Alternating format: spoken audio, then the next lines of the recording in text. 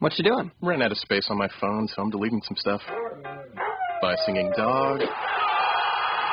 Bye, goal. I pronounce you... Bye, wedding ceremony.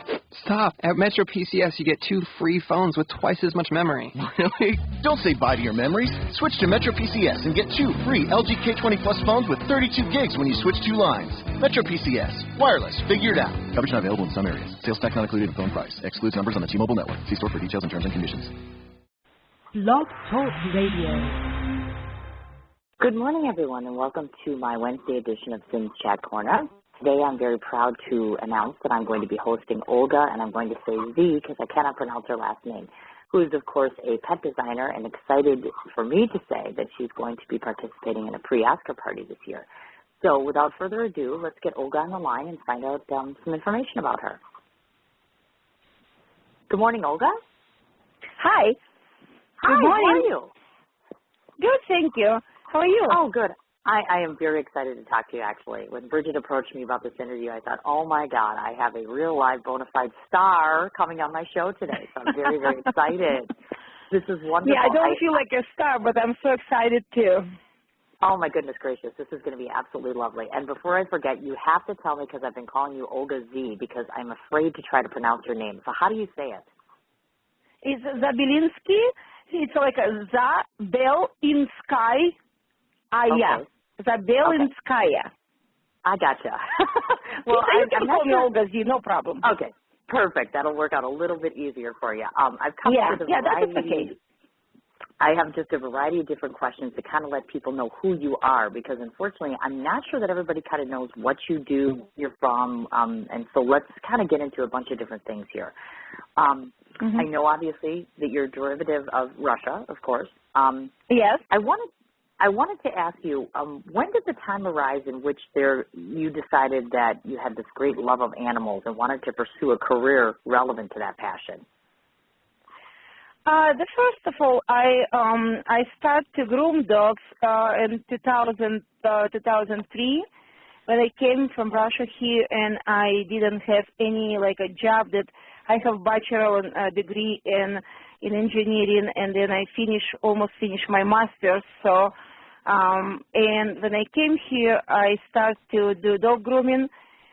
And then one day, 2006, I met Eda Nieves on a pet fashion week, and I saw so many good designs for dog, and all my life I need, and so I decided why not? So it's not so far ago. And look at that, actually. Did you, growing up, did you find that there were enough opportunities, let's say, per se in Russia, to embark on something like that, or was it more when you came to the United States that you discovered that you could become more of a professional groomer successfully here? When I left Russia, that was it's not any business like a dog grooming. Some dog breeders, they did their own breeds and they helped other people. It was just started. And when I came to America, I saw so many beautiful dogs that I didn't even know breed's name, and I didn't even know. So they supposed to be groomed like that because it wasn't like that in my country. But here it also I see that they beautifully dressed, especially in New York City, and they go to nice events. Most of them charity events to raise money for homeless animals, for shelters, for the animal rescues. So that it's a huge opportunity here in U.S. Compared to other countries, and believe me, I travel so much, I see how people love their dogs, how they spoil them, how they dress them. It's unbelievable. Sure, I imagine so. It's kind of overwhelming, I would think, because you would think, okay, we dress ourselves so fashionably, of course, and then looking to a dog or a pet, it's like, wow, I can't believe that. I know what you mean. I found it interesting because most people probably don't know that you are also fluent in Russian and Polish. Is that correct? I have kind of part of Polish in my family, but mostly Russian blood. Okay, I've got you.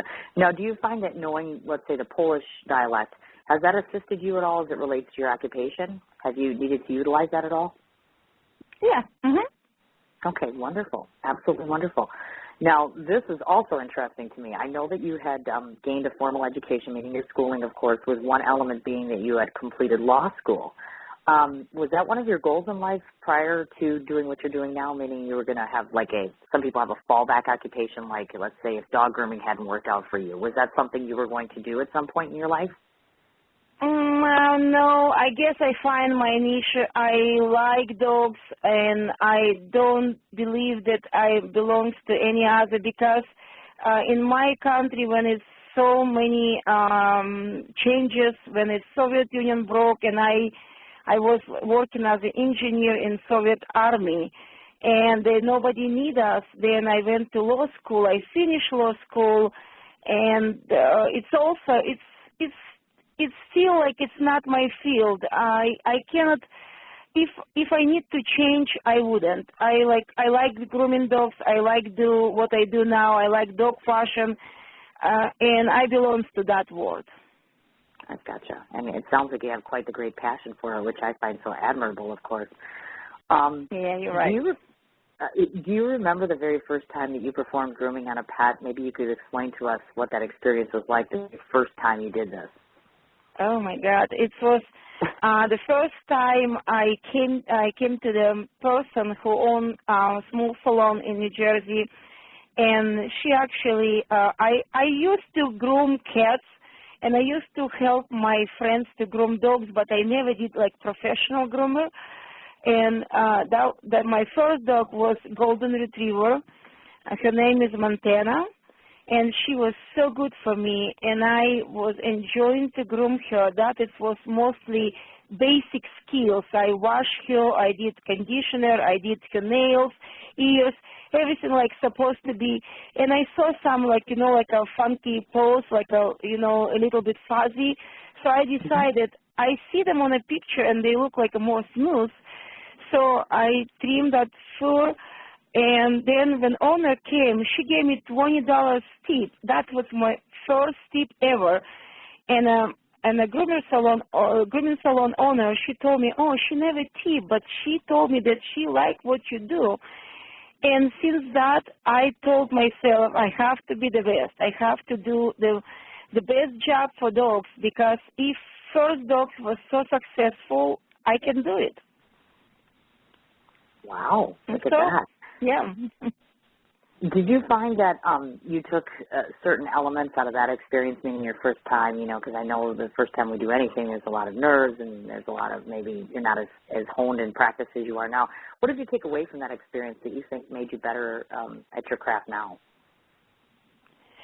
I wasn't nervous so much because I spent all my life with animals, with dogs, and we used to raise rabbits also. And but for now, I would stay with both fields. I would go with grooming and I will go with fashion. And I'm really confident in both skills. So I'm nervous when I compete, but I usually not nervous at all when I do designs or I do grooming on a regular basis.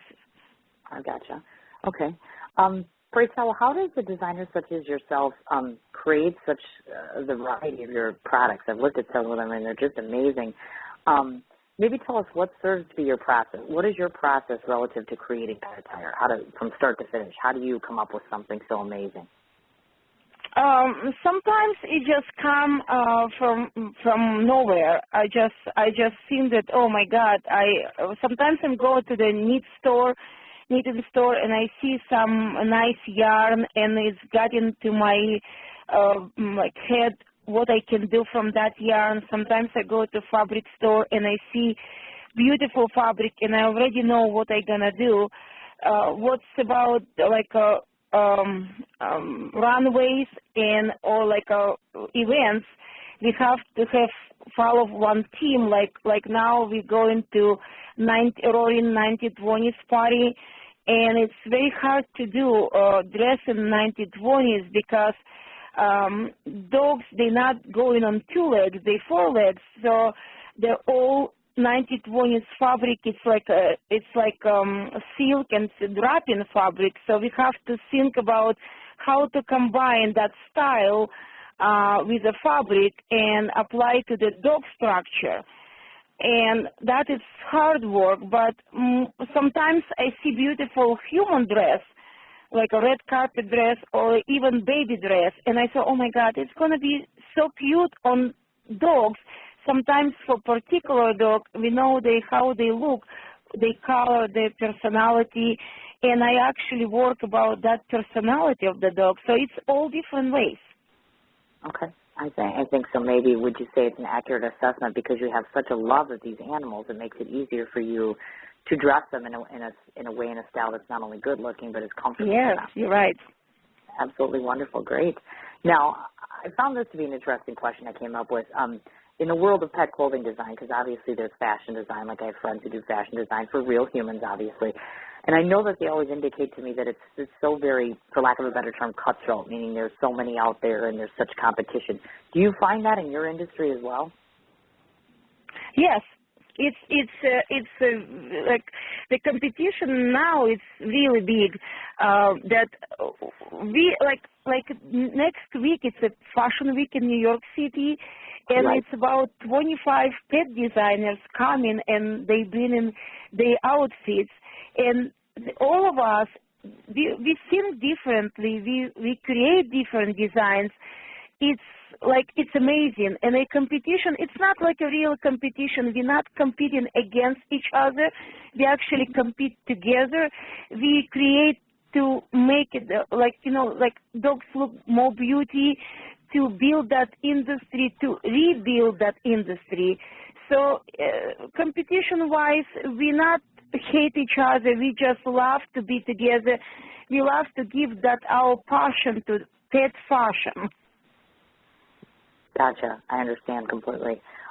Is this type of clothing, do you think, and you would know this best, obviously, I was curious if it's not only comfortable for a pet, but also safe for them to wear, because I don't know the parameters of what you use material-wise. Are these things comfortable and safe for them? Yes, you're right. We always think about. Actually, like recently, I went to Facebook and I post that my question about how designers think about safety and how about also cleaning, washing pet clothes. It's not a big problem for us because not everybody dress their dogs, and most people who dress them, they actually already know how to check if it's measurements right or like if it's not dangerous for animals. For example, if we use beads or little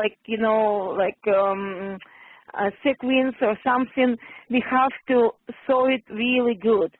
And anyway, dogs cannot be unsecured, cannot be unleashed, and owners have to keep eye on dogs if they're wearing dress. Like a fancy dress, like maybe with a longer trunk. For every day, if I design like a harness or a sweater for cold weather for every day, we just going to measure chest and neck and length of the dog, and then we go with that and make it a little bit bigger so the dog feel comfortable, they can walk, and it's also they're not going to choke. So it's always go around the, not neck, around the chest. So that is more safe for dogs. But it's also owner's responsibility. Oh, certainly, of course. So I'm gathering that if I'm getting what you're telling me right, is there an individual or like an entity or organization that basically monitors this so as to ensure the safety of the animals? I would think about animal control, and it's all different organization, but it's actually they try to question dog design, but it's always like two sides of the one question. Of course, if it's cold, we have to dress dogs because most owners walk dogs. Concerned about the beauty pageant, it's only for a couple minutes. It's not for every day. So that is only for red carpet, for runway, or for like party when we hold dogs. and we always keep eyes. So I believe that it's absolutely safe for dogs to wear the dresses. And if somebody can question, I always can give them answers how we protect our animals, how we our pet owners to keep eye on the dog all the time. So it's, of course, it's some kind of border, and everybody can question us, but I never been pursued any organization, and nobody asking questions about safety. Sure, that's kind of what I figured, of course, because we want to kind of throw that out there to individuals and let them know that, hey, even though this is a dressy material and that sort of good stuff, that it is certainly safe for them to be utilizing as well. Now, not surprising to your character, I presume that you obviously lend your heart, I know, to various animal charities, some being like the 11th Hour Rescue and, of course, Yorkie 911 Rescue. Yes. Now, how do you feel that the work that you've done through them, let's say, has helped to make you better in terms as a person or perhaps as a businesswoman?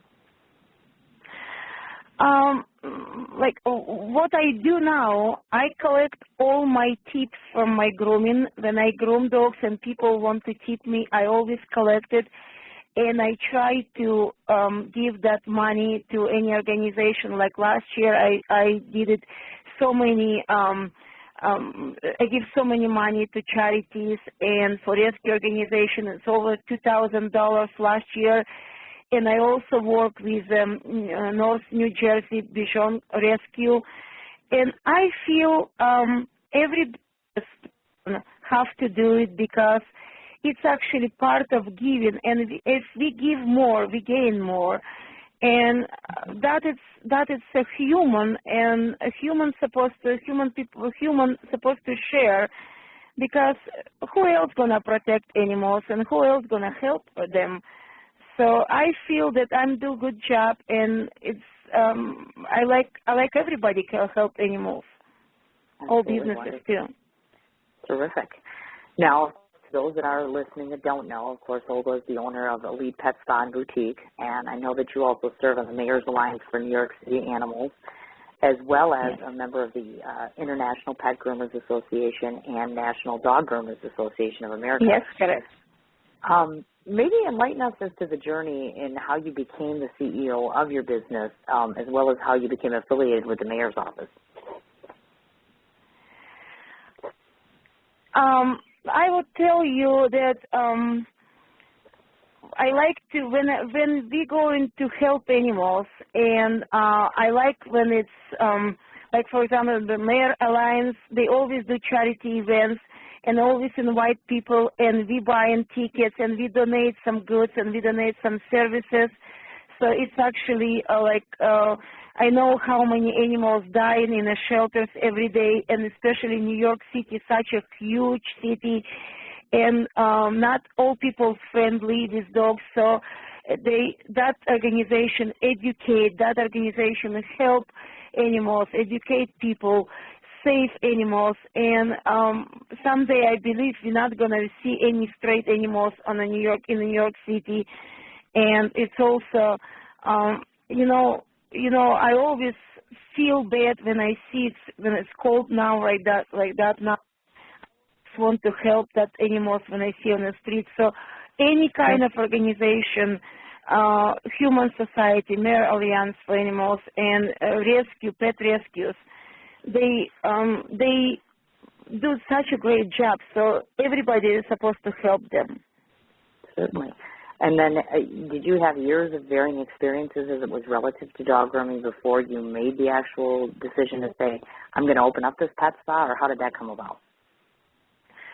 When I started to work in somebody else's place, it's always going not the way that I like. A lot of dogs, not a lot of good groomers, not a lot of groomers at all in the shop. So the dogs sit and wait forever there, and they bark and they feel uncomfortable. So when I decided to open my shop, I told that I know what exactly I wanted. I decided it's going to be not a big shop, and we only can do 5-6 dogs a day for each groomer. And as soon as dog groomed and done for the service, they should go home. And we keep it very quiet. We have TV for dogs. They're all dryers. We do hand drying. We use warm towels. We do spa service. So dogs don't have like so much time spent in the cages. They always in between like a wash and dry and grooming, nail clipping, spa service, and then they go home. So now I have so many dogs come to my salon and they wag tail and they love me. And I feel so happy because when I see tail down and unhappy face, I feel that I did something good for that dog, and I'm trying to find the ways that I can improve my business and I can make dogs so happy. Oh, certainly, of course. And just to let everybody know, of course, the Elite Pet Spa offers different pet spa packages, I know, as well as full-service grooming. Regarding the boutique side of things, because I know there's a boutique on the inside of your facility as well, is that inclusive to just pet clothing and pet toys, or do you have particular specialty items you offer as well? For the grooming service, it's all kind of spa packages. Like for now, we have February, it's a month of pet oral care. So we do free teeth brushing, and then it's also now it's a lot of salt on the streets. So we actually do massage with a paw balm, and to keep that pet paws very soft, and because now it's really like I see a lot of feet, and also we always do extra something for dog. When dog come to our salon, we see how skin works, how the coat, if it's dull, we have to do extra moisturizing cream or hot spa, or even we do Dead Sea mud spa for dogs. So that it's not about the money. Sometimes if we need to do, we do it without charging extra. We're not diamond, penny people. We just do the right service for the dog, and it's also given extra for free, because that is not kind of, like we have a price and it's only like a nail and wash. No, nail and wash, it's not only service included in the grooming, even for short hair. It's extra. It's a double shampoo, it's conditioner, and it's a massage, and it's a facial. We do blueberry facial for every single dog. We clean ears. We check anal glands. We do the all, the complex of the service. So dogs supposed to feel better after that. It's just not a rush service for money. It's a little bit more for me. Oh, sure. Of course. And I imagine that it's enriching and rewarding to you personally, as well as being in a business, of course, which is what I like to see, people who have that passion. It's absolutely amazing. How wonderful. Now, occupationally, I know that you're considered to be a certified massage groomer and part of the Groom Team USA. Now, yes. To serve as further icing on the cake, I'm just going to toot your horn a little bit and list some of the awards that I know that you've received in the past. I know in 2010 you were the Cardinal Capital Award winner, also the American Groomer of the Year Award, and various grooming competitions, obviously.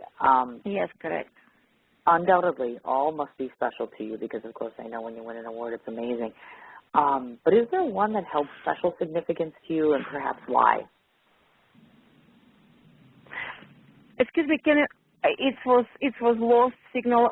Can you tell me again the last question? I was going to say, undoubtedly, as we all know, anytime one receives an award, it's quite special to them. But I wonder, out of all these accolades, is there one in particular that maybe holds more special significance to you, and why?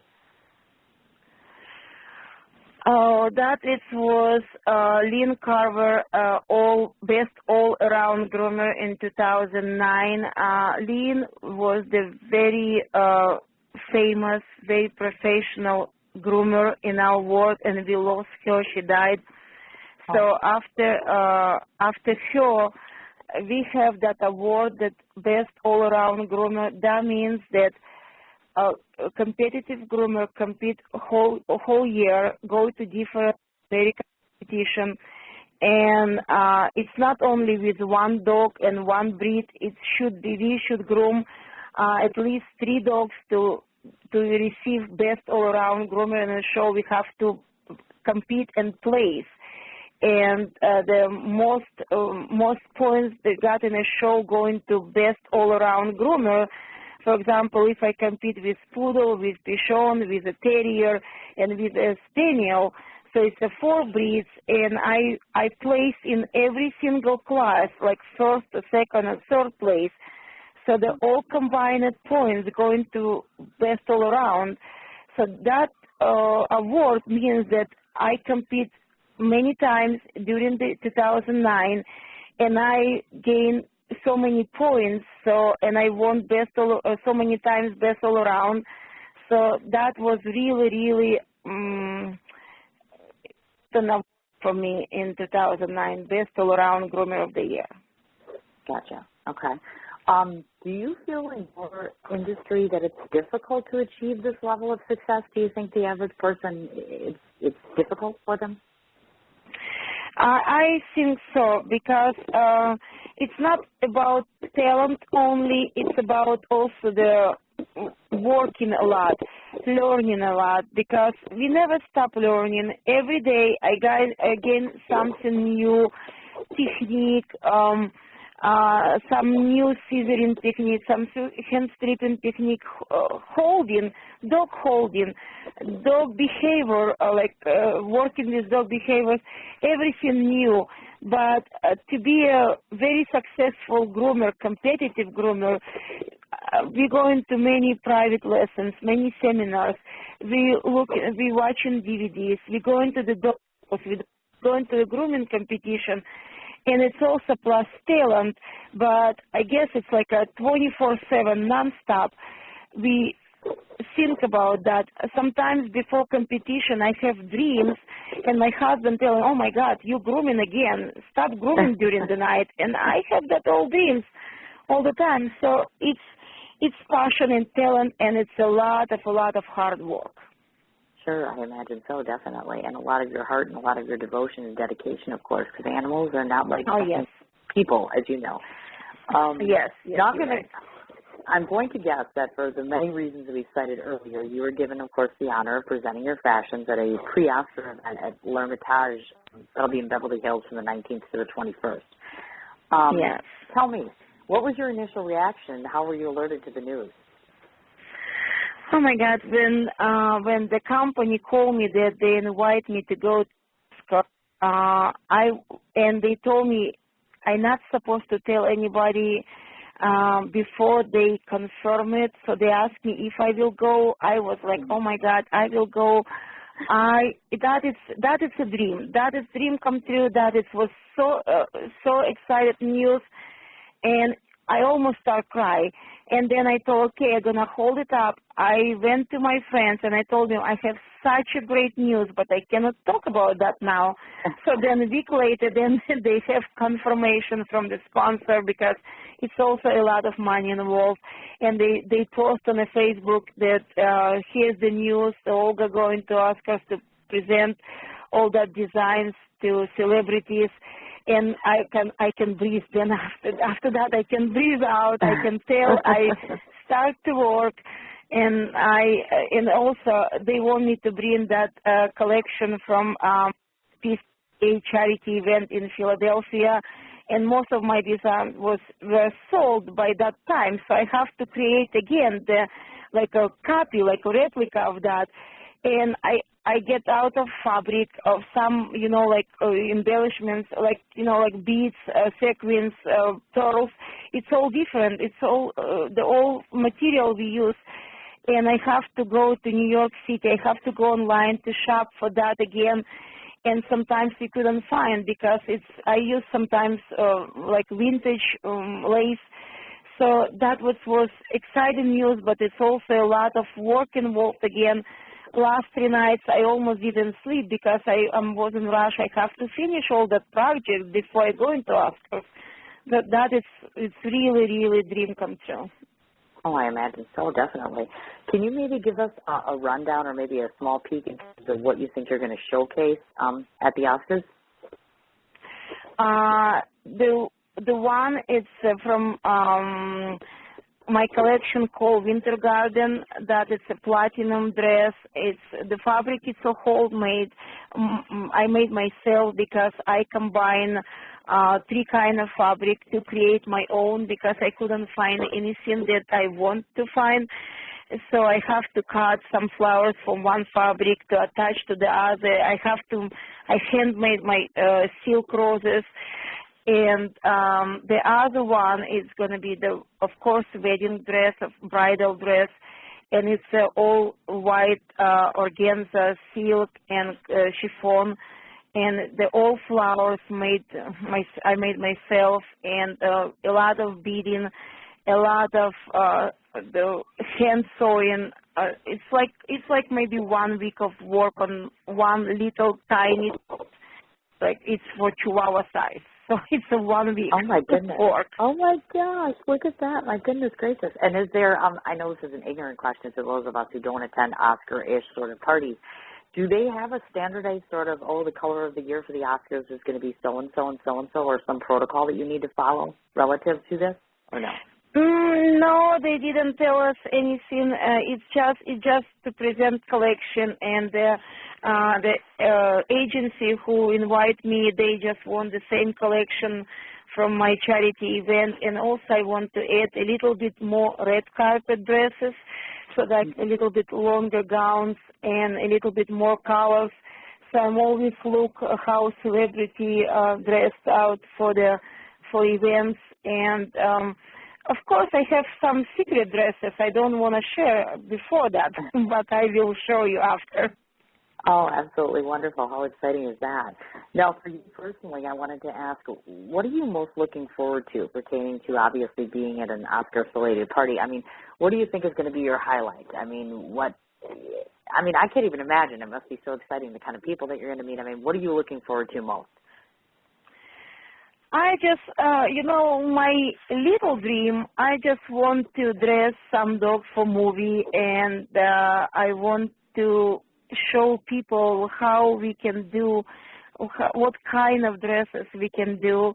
But my biggest, I want to do some red carpet fashion show maybe in LA.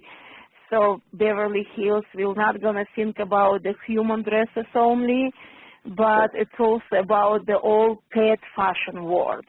And we have a lot of good designers, so maybe someday we combine together and do the huge, huge fashion show, and everybody can see it on TV. So it's every designer's dream, and I want to achieve it. I want to get it. Oh my God, how exciting is that? Look at that. And I'm guessing that you're probably going to be privy to meeting all these celebrities and stars. How are you feeling about that? I'm excited. I see so many celebrities have dogs, and some of them dress dogs, and some of them just don't have no idea about that we exist. So it's where a lot of designers who decorate their dogs, who dress dogs. So I want to just bring some new ideas for them, and I'm making some gifts for them, of course. For example, if they have a huge golden retriever, they wanna dress them in tutu or some like funky dresses, but they maybe scarf or maybe some necktie or maybe even hat or maybe even bandana. All this works, and maybe someday we can do matching for mom and for dog. But celebrities, I used to work with them, and sometimes it's very hard to work, but most of them very friendly people, and most of them pet lovers. So I hope that it's going to be work for me and for them really good. Wonderful. That sounds terrific. Exciting, of course. So I'm excited for you, and I don't even know you too well yet. I'm like, oh my God, how exciting is this? Amazing. Yeah. A testament to your talent, of course. I wanted to take a minute to recognize the fact that despite you and I'm in Wisconsin, of course, and you hailing from New York and New Jersey. I couldn't remember if you were on the cusp or not. I'm from New Jersey. In my shop in Madison, New Jersey. It's a Morris County, so it's like it's north part of Jersey, but very close to the city. and we have such a good town, such a good customer, such a good neighbors. So we part of the small community, but we have all kind of animals around, and we really friendly town. Oh, definitely, I imagine so. I found it strange. I was looking at your profile today, and I thought, oh my gosh, not only do I know your publicist, Bridget, and we are friends, of course, I'm friends with Lee Merrill, Valerie Crusoe, Dave Humphrey, and Lisa Marino Dickinson, which I know that you're friends with as well. And I know you did the fashion relative to the 2012 Angel Show. Now, did you have working relationships with all these gals, or how did you kind of get into the circle?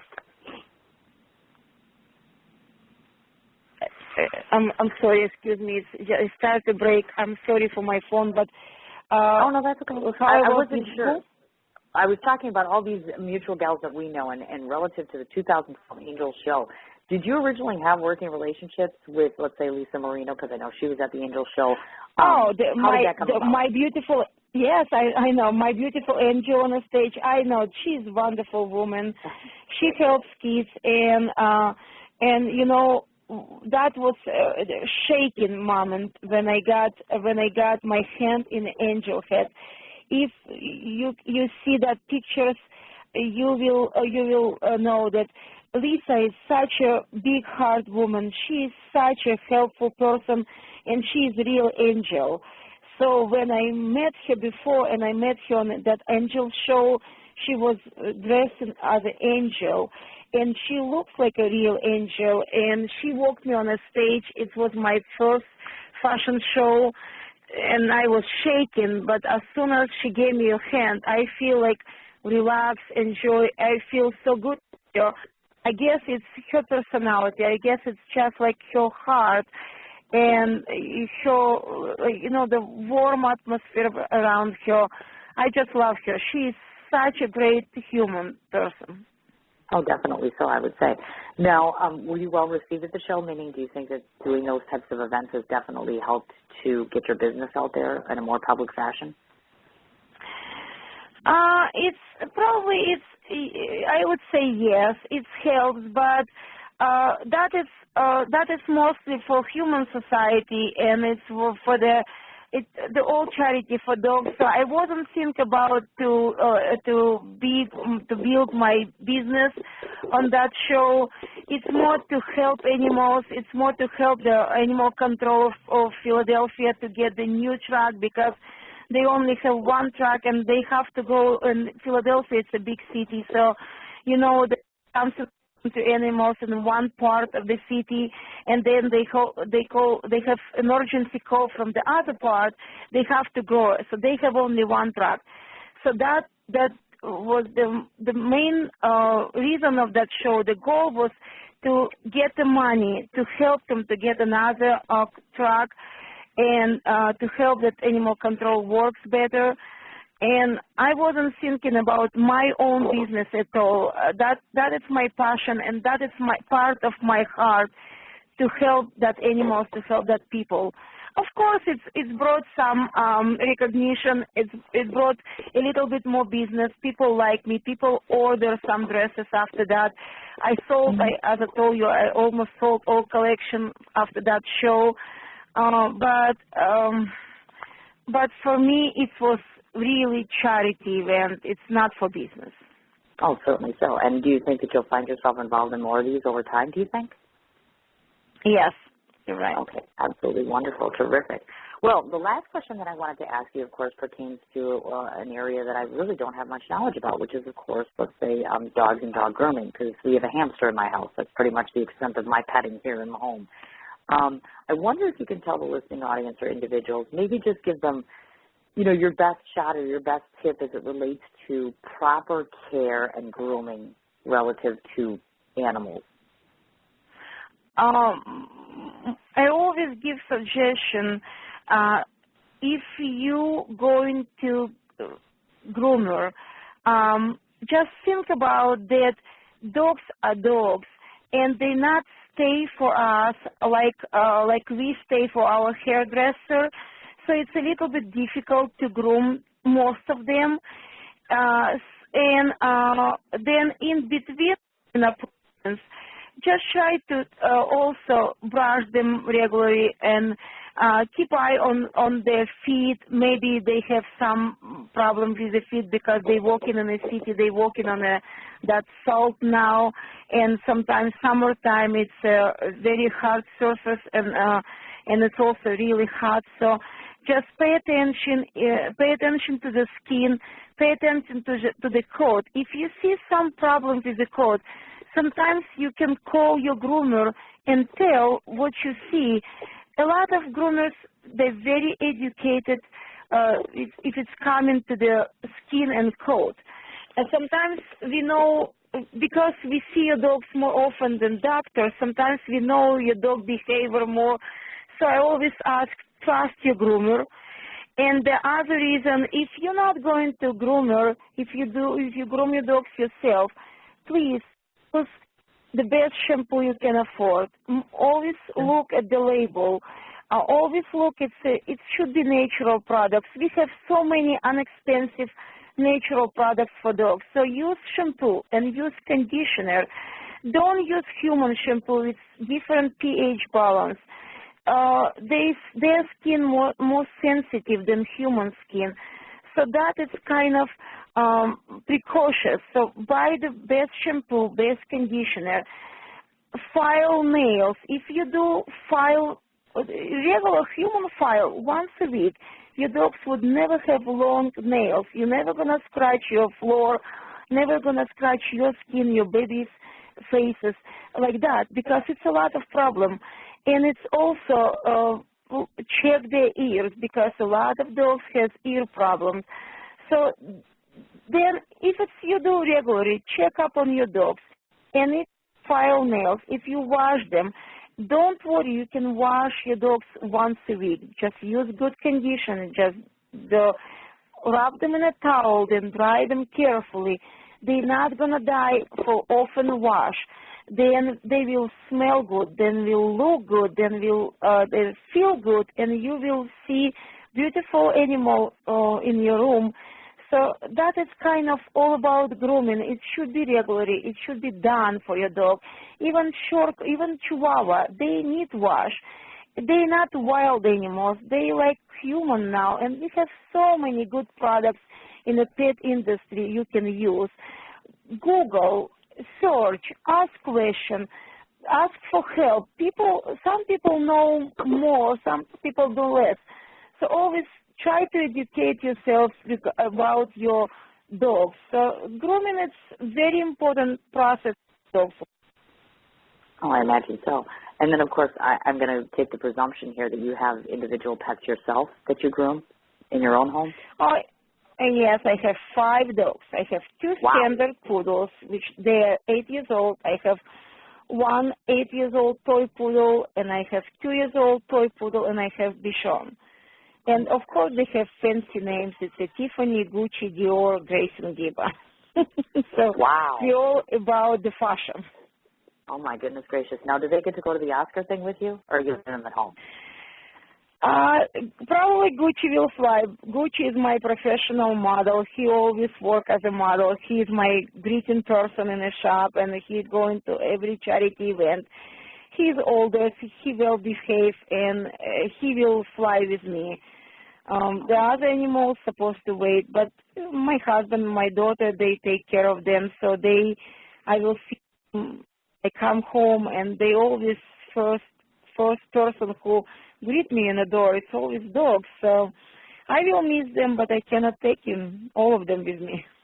Oh, my goodness gracious. And will your husband be able to take the trip with you, or does he not want to? No, he has, he's not allowed to go. When my daughter, she's in the 8th grade, so she's going to school, so my husband taking care of her. But they usually go to every event around. We travel a lot, whole family, and my family is very helpful. And Elizabeth also helping me to brush and wash dogs, and my husband taking care of all my accounting. So we're really good family for dogs. That's absolutely amazing. Now, I just got to say here, I'm wondering, because you have the 5 dogs at home and you do this as a profession, does it ever get overwhelming? You come home and think, I'm going to take my own dogs to a groomer? I mean, I guess I just wonder if you're just so overwhelmed.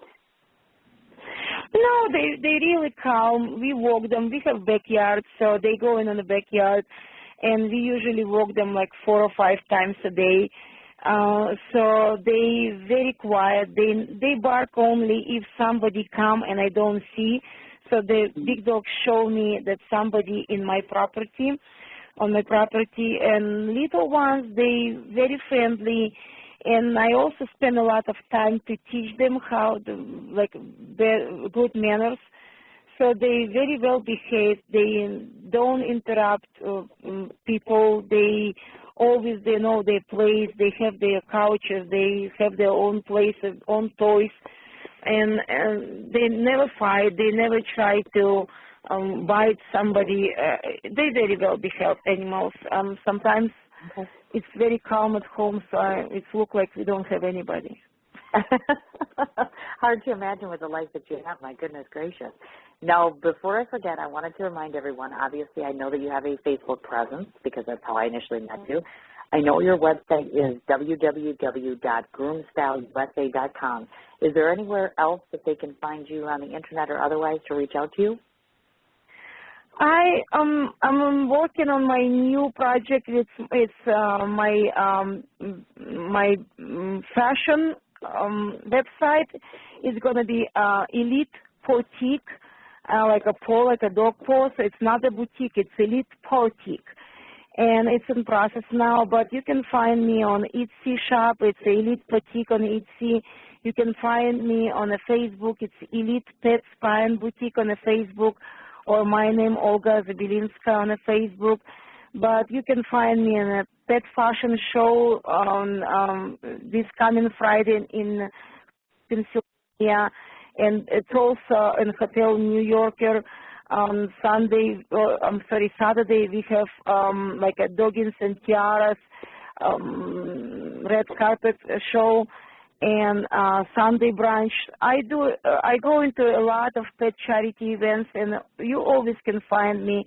If you have any question regarding grooming pet fashion, you can ask me.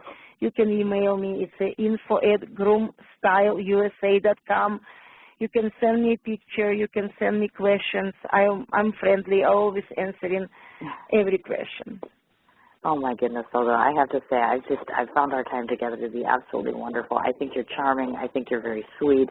I adore and admire your passion. I'm crossing my fingers that I will see pictures, at least, since I won't be at the Oscars, of course, pictures of all of your work, and really, really hoping that it gets taken and very well received, of course, at any and all events that you do.